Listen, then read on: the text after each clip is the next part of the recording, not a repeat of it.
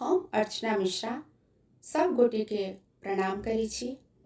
एहि बेर के वीडियो बरसाइत में देव वाला अरिपन के संबंध में अछि। हमरा अपन दादी माँ आ आर पैघ लोक सबसँ जतबा जानकारी अछि आ एखन तक जे देखैत आयल छी, हम ओही हिसाबसँ अहाँ सबके बरसाइतक अरिपन के जानकारी दऽ रहल छी। सबसँ पहिने कोनो तरहक अरिपन के जे बेसिक चीज होइया से अहाँ सबके समक्ष राखऽ चाहब। अरिपन के लेल दूटा चीज के आवश्यकता होइत अछि, पिठार आ सिंदूर। पिठार के लेल अरबा चाउर के राति में फुला देल जायत, प्रात भेने ओकरा मिक्सी या सील लोढ़ी पर पीसल जायत। पिठार के घोल नहीं बेसी पातर आ नहीं बेसी मोट रहत। पातर रहला पर अरिपन पसैर जायत आ मोट रहला पर अरिपन देबऽ में दिक्कत हैत, आंगुर ठीक से नहीं चलत। वीडियो में जेहन घोल देखा रहल अछि ओहने घोल तैयार होयत। अरिपन 3 या 4 आंगुर से देल जाइत अछि।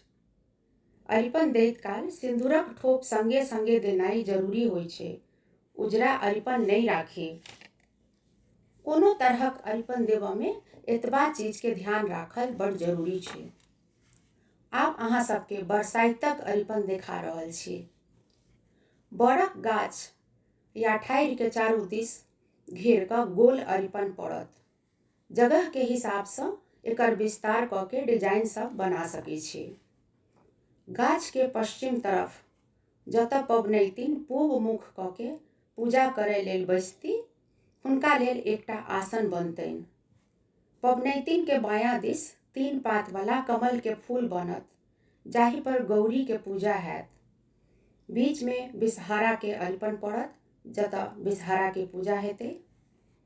दाहिना कात एकटा आर कमल के फूल बनत, जाहि पर सावित्री के पूजा होयत। तकर बाद एकटा गोल अरिपन पड़त, जाहि पर सोमा धोबिन के पूजा होयत।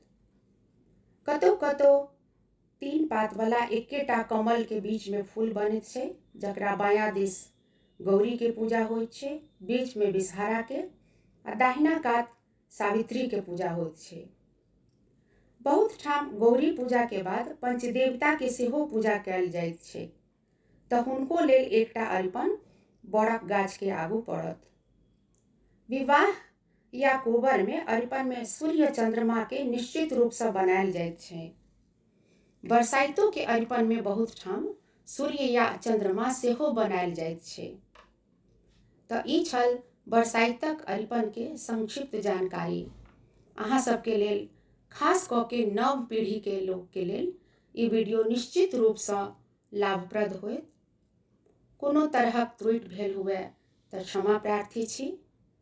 विध व्यवहार आ ई सब चीज में जगह के हिसाब से कनी मनी अंतर रहिते छै। हमर चैनल में बरसाइत के दुनू कथा, एकटा ब्राह्मण ब्राह्मणी आ सावित्री सत्यवान दुनू कथा अपलोड अछि। अहाँ सब जाकऽ सुनि सकै छी। धन्यवाद।